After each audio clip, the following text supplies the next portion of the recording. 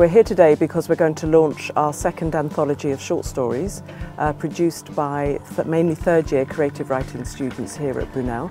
The students studied on the Writing Modern Fiction module, which is a module where they read a novel every week and they write short stories mostly every week.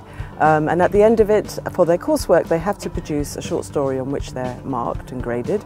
The quality of the students' work in this module is exceptionally high, and so for the last 2 years I decided to produce an anthology with them, which features all their short stories. The anthology is edited by students, and then we also have a launch here in the Arts Centre at Brunel, where some of them read their stories and where we celebrate the publication of the book.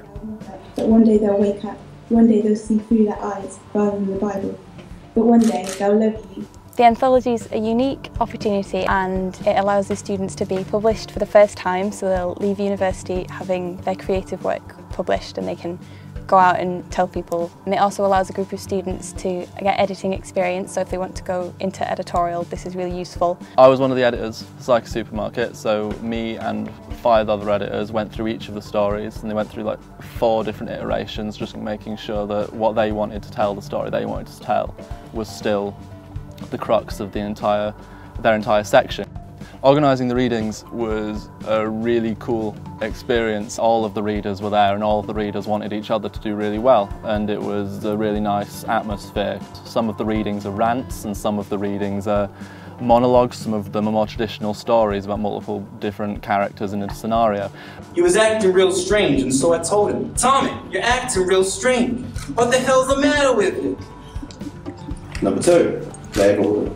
Now Claire, she was the important one. Or at least she would have been, you know, had she been real. I adore my black buckle horse bag. It makes me look wealthy. Plus, it's black, and black always makes you look slimmer. It makes me look slim, and slim is beautiful.